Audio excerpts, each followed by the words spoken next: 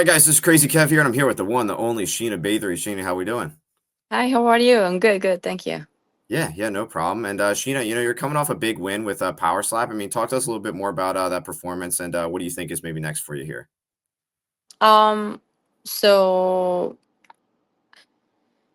Power Slap. So there haven't been any female title yet. So that's definitely the next goal I will go for. It has been now five matches for me, I had, and I think I'm really looking forward to get a title in Power Step. It's been now for a long journey. I'm being there now years.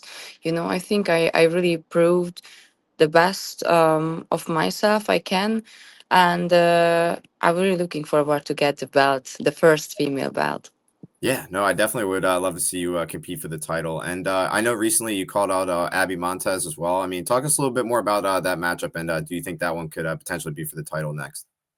So I'm actually analyzing girls, and I think we are involving tougher and tougher girls in power slap, but in my weight category I think Abby is gonna be one of the toughest opponent for me, so obviously I going for her.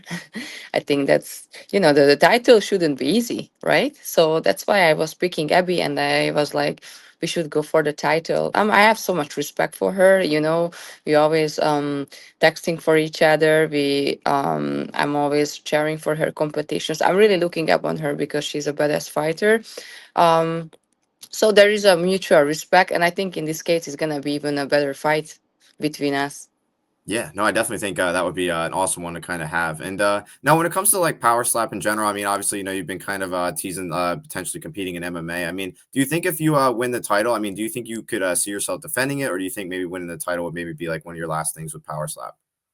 I definitely want to defend once, yeah. So there won't be any complaining, that I just disappear. I think that's how it has to work. We have Yes. to win the title, and then we have to defend, and maybe after I can retire. Nice. No, I definitely think that would be an awesome game plan. And now, like we mentioned, with you signing for Brave and stuff now with MMA, I mean, when do you think we can maybe see you compete with Brave?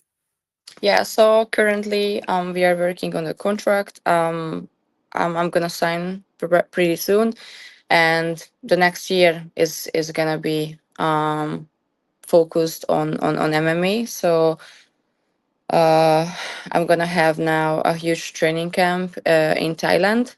So last year it didn't really was, I mean, it wasn't my best year because after I had a really good training camp in Thailand, um, I got home and I just broke my foot, and it took me more than a half year to recover from that because it was just a very strange injury I never faced before, So I had to take off from everything basically half a year.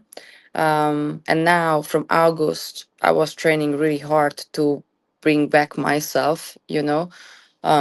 That's why I was very happy for Power Slap too, because I was able to fix my weight. I need always some motivations behind, to start cut weighting. Otherwise, it's just I'm just pushing out, every day. It's just very hard for me. But now I feel like my weight is flexible again, to be ready to cut whenever Brave going to give me a fight. But now in December, I'm gonna stay in Asia for like 4 months, and I want to work more on my striking, more on my kicks. I was now also in training camp in Canada. I'm still here though, and I also was in England to work on my striking, and I think it's everything comes together. I shouldn't rush it, but I think now I can feel like I'm getting more comfortable with it all. Nice. No, I definitely think that's great to hear that you've kind of been traveling around and getting a lot of good looks. And now you've competed a little bit of like 145. I mean, do you think that could potentially be your future weight class for MMA as well? Yeah, so I'm still talking with Brave about my weight class. Might be 135, So once I get in Thailand, I'm gonna keep a very strict diet that I can go down to 135. So it's gonna be a big challenge, but honestly, Kayla Harrison is motivates me because if she was able to do that, I think There's nothing impossible.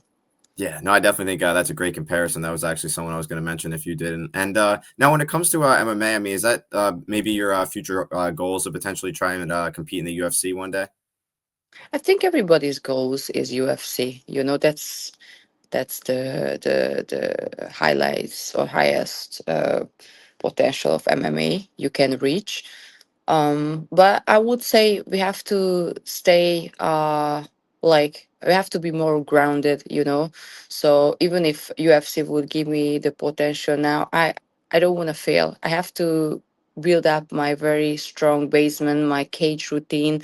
So I'm not in rush. I think time's gonna work for me. I'm very patient. I'm already in martial arts for a very long time, and I know that you be successful, it takes time. It takes lots of work, especially in my case, lots of technical work. And I'm not rushing everything. I feel the potential in me, definitely. Many judo fighters proved it that their place is there in UFC.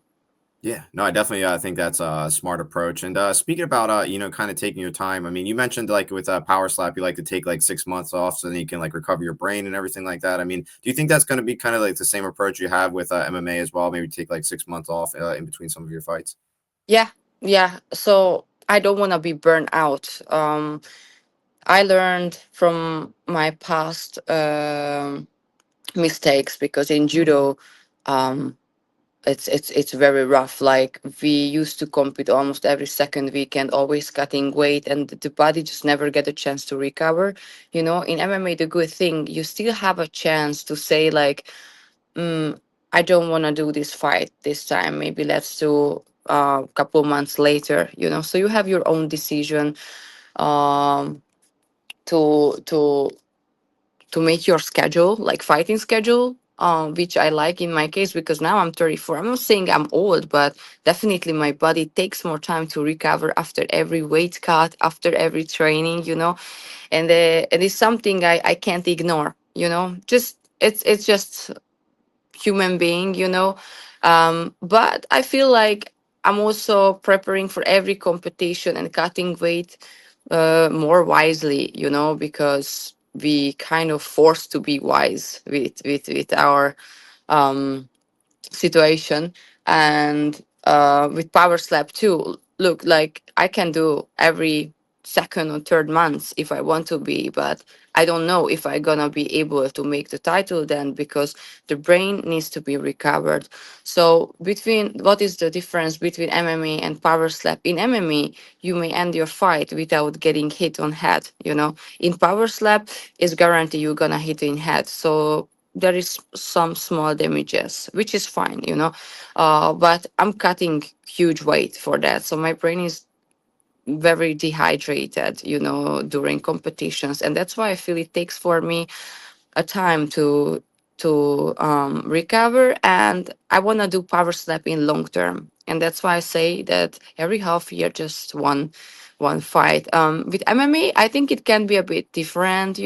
If there is no heavy injuries after competition, I would like to go every second month. Like I'm truly enjoying competing, and that's why I want to fix my weight. That is not going to be an issue in the future, so I can collect as many competitions as I can. And I'm also planning to have some local Muay Thai fight in Thailand, so I get used to um, in the cage or in the ring to use more my striking and kicking. That there is no alternative wrestling option. So that's why I want to put myself in the situation. Yeah, no, I definitely think that's definitely great to hear that you're potentially thinking about doing some Muay Thai fights as well to kind of work on your striking. And now, when it comes to getting back into Power Slap, I mean, obviously you competed there for a while now, and you said the nerves are kind of gone. I mean, what advice would you maybe give to someone that's maybe looking to get into Power Slap and maybe trying to have a career similar to yours? um I'm not saying that they need any backgrounds. Like if they have like combat sport background, that's good. But here also proved many competitors that not all of them had like a good sport background. If you are still consistent and training hard, you can build up yourself. You also need to have like a good um like somebody was born just with a good chin. I can tell that. Like I'm seeing it. Like people, there are some people you cannot really knock them out because they just get a very good chin, you know. So not everybody can take slap. You have to figure out, and then you definitely have to train on your striking. I would say, on striking, you have to train. Like you need to have a good, powerful rotation. You know, you need to work how to not only hit hard, but very important the speed. You know that you can get a good knockout. Also, the right spot on the face. You know, the right target. You have to still practice because it's very easy to fail. You know, so I would say just if you get the courage, your place is here, but you need to train for that. Yeah, no, I definitely think that's some solid advice for sure. And now another interview you mentioned when you were competing against Jackie, you had like some dreams about like potentially losing that fight. I was curious if you ever had any dreams of you like potentially winning any of your power slap fights, and if so, what were those dreams kind of like? Oh, that's interesting questions. Yeah, honestly, I can't control those dreams. They are just popping up, and after that, it's weird. It's processing, you know, in my brain, and it's hard to see like was it maybe my negative thoughts try to trigger me, or it's actually some signs, you know. So before this last event, I didn't have any like vivid dreams or something. It was more just I was calm and I was positive about that all, you know. Um, but with Jackie, I clearly saw myself that I'm gonna be knocked down and I'm gonna lay on the floor. It was very weird because I was going against Christy, and when I knocked her down, I was kind of. That's why people saw me that I'm just staying there like that because the dream was, you know, going on in my head, and it was like okay, Christy is down, but I'm gonna be the next who gonna lay down in the exact same way. I'm gonna be frozen, you know, and all this stuff, and I was like. What the fuck is this? Like, how is this just popping up in my head? It was so weird, you know. And then when I was, you know, I had to prepare for Jack against Jackie. I was training so hard. Like, man, I took every day, like, I'm gonna win this. I did really great. My weight cut, like everything. I was like, I'm not gonna give any room for this bad dream I felt or saw it on the competition. And you know, it's like it's meant to happen. Like I feel like sometimes we can't control our future. Like sometimes we have a freedom that something depends on your decisions and stuff, and sometimes I feel like no matter what you do, it meant to happen. It's very crazy, it's hard to explain. Yeah, no, it definitely makes sense. It's definitely very interesting how the brain works sometimes. And now getting back into MMA, I mean, obviously, you know, you've mentioned you've traveled around a little bit, trying to learn a little bit like for your skills. Who are maybe some of the training partners or maybe some coaches that might have helped you along the way so far with your MMA? Okay, so in England I found a very good coach actually. Two of them is a very good coach. But I think I'm gonna go back to Birmingham to stay there in a training camp. You know, that's gonna be for my boxing. You know, now I was first time here in Toronto, in the Grand Boxing Gym, and I really like the way they welcome me like family. You know, um, they they didn't even allow me to pay the training. They just want me to grow and everything. So I'm very very grateful for them, like, you know, first time visiting, and this is how they were welcoming me. You know, I had some great sparring session. The coach was there and you and tried to really help me the whole time. So I feel here it is not like the coach just an instructor, that he's actually really want to coach you. They really want to bring out your best potential. And when I feel this in the trainings, it's something, it's very meaningful for me, and it I want to, it just makes me feel to come back, you know. So because, you know, my father was my coach in the past, and obviously I had a very special connection with him. He always wanted me to grow, you know. And I think I'm searching um this kind of energies or intentions in coaches too, which is nowadays is really hard. Everybody has their own problems, I totally got it, but you know that the coach is truly wants their competitors the best. I think it's really rare nowadays. Yeah, no, I definitely think it's definitely rare, but I'm glad that you've been able to find a good gym and everything like that. And now, when it comes to your life outside of power slap and MMA, I mean, talk to us a little bit more about what you kind of like to do outside of the cage and just kind of also power slap as well. Okay, so that I can sponsor my training camps, I have my OnlyFans account. I have to make lots of content, which is more about fetish contents. I'm gaining lots of fans, thankfully for Power Slap, because there are lots of guys who's looking for slapping content. It's funny, they just giving me more ideas. So I have to tell you, like, I'm more into the fetish industry. OnlyFans more considered about the porn side, but I'm stuck more with the fetish side. So it's a lot of job because I have to wrestling with lots of guys. They always ask me to lift guys. And I'm posting some videos in Instagram, where I do like overhead lifting. And this is sometimes a hard work, hard physical work to making all this content. They always like to challenge me physically, like doing arm wrestling and all this stuff, which I like because I would say like it's a bit kind of pro wrestling style, so helps me to disconnect of the reality. So I'm enjoying because I'm in some character, I'm in role. But in the other ways, is also I feel like I'm still training hard because I have to use my physical the whole time, and it's definitely support my journey. So I would say I'm more busy with content creating, and outside of that, if I have time, I try to spend with my family because my dad passed away in March, and I think why I was in the States like almost 4 years. I don't want to do. I'm not saying it was a mistake, but time goes fast, and I have to more uh, to find time to spend with family because you never know. Yeah, no, I definitely think spending time with family is definitely important, and definitely glad you've been able to keep up the good work with content and everything like that. And now you mentioned a little bit about like wrestling, and in the past you mentioned that you also had like dreams of potentially going to the WWE or anything like that. I mean, do you ever potentially want to do any sort of like wrestling matches or anything like that to like further your career and everything like that? Yeah, so I realized that it's very hard to do together pro wrestling and training for MMA. It's hard. The time is not enough.